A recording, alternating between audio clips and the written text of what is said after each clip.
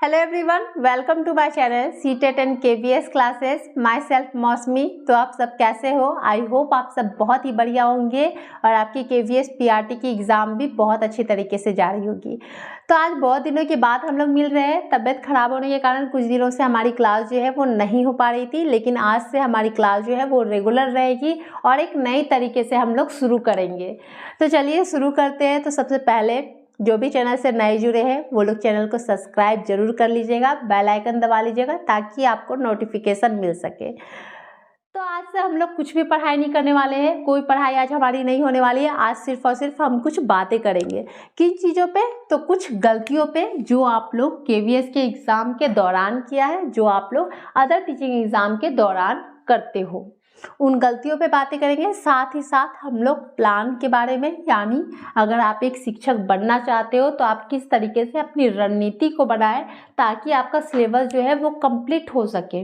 बिना प्लान के कुछ नहीं होता है, आपको प्लान बनाना बहुत ज़रूरी होता है ताकि आप किस तरीके से पढ़ाई कर सको, किस तरीके से अपने सिलेबस को कंप्लीट कर सको, क्वेश्चन कहाँ से पूछे जाते हैं, इन सभी चीज़ों का एक प्लान बनाना बहुत ज़रूरी होता है।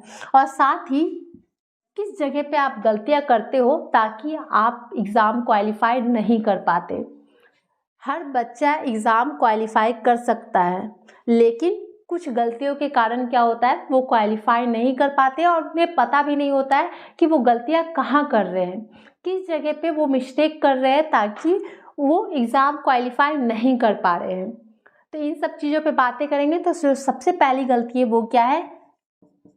वो है एग्ज़ाम डेट। अब एग्ज़ाम डेट कैसे? तो जब तक क्या होता है, जब तक आप लोग के सामने एग्ज़ाम डेट ना आ जाए तब तक आप क्या करते हो, आप अपनी पढ़ाई जो है वो शुरू नहीं करते। पहले क्या होता था, पहले बच्चे जो है वो लैंप के नीचे आराम से पढ़ते थे, रात भर लैंप जला के वो पढ़ते थे। लेकिन अभी का क्या हाल हो गया है? अभी लाइट्स अगर चली जाए तो आप लोग के मन में क्या होते हैं, लड्डू फूटने लगते। चलो लाइट्स गई, अब बुक्स बंद करो और थोड़े से आराम करो, मन में खुशी आती है।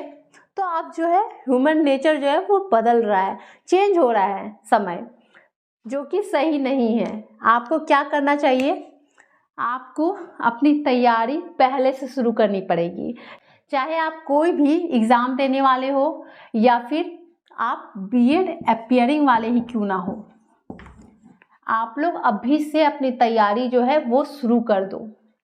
क्यों? क्योंकि आप सभी को पता है कि सिलेबस जो है टीचिंग एग्ज़ाम का इतना छोटा नहीं होता है जो आप 1 मंथ 2 मंथ में कंप्लीट कर लोगे।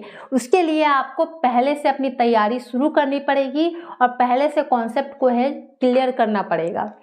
आप लोगों ने इतने एग्ज़ाम के दौरान इतना तो आप लोग समझ गए होंगे कि क्वेश्चन कहाँ से पूछे जाते हैं, तो एनसीईआरटी के बुक से।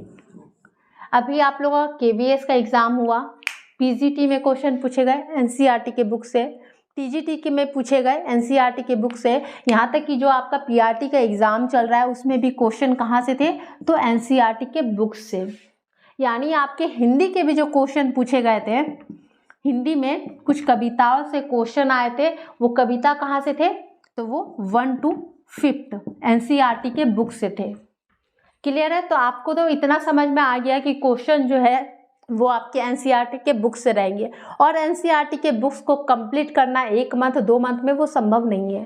तो उसके लिए आपको क्या करना पड़ेगा, अभी से अपनी तैयारी जो है उसे शुरू करनी पड़ेगी। तो इतना तो क्लियर हो गया। आप अपने प्लान कैसे सेट करोगे? सबसे पहले आप ध्यान दोगे कि एग्ज़ाम में क्वेश्चन कहाँ से पूछे जा रहे हैं।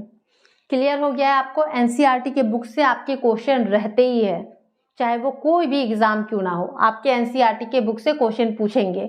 साथ ही आपका पैडागोजी, सबसे ज़्यादा मार्क्स जो होता है वो आपकी यही दोनों जगह से सबसे ज़्यादा मार्क्स के क्वेश्चन जो है वो रहते हैं। यानी ये 2 चीज़ अगर आप क्लियर कर लेते हो, कॉन्सेप्ट क्लियर कर लेते हो, तो आप आराम से अच्छे मार्क्स के साथ क्वालिफाई हो सकते हो।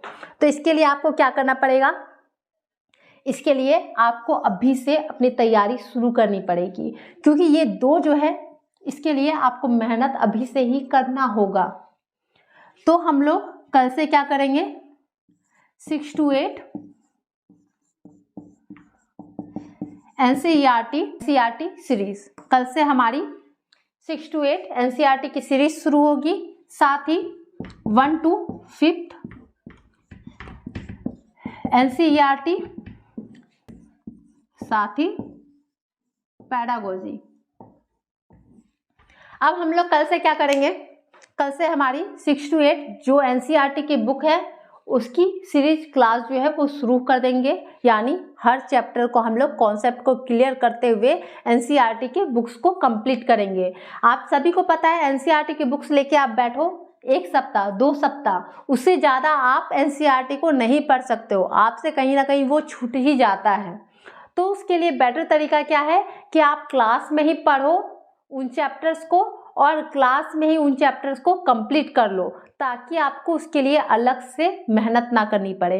ऐसे में क्या होगा, आपका एनसीईआरटी भी कंप्लीट होता जाएगा और आपके एग्ज़ाम देने तक आपके कॉन्सेप्ट पूरे क्लियर रहेंगे।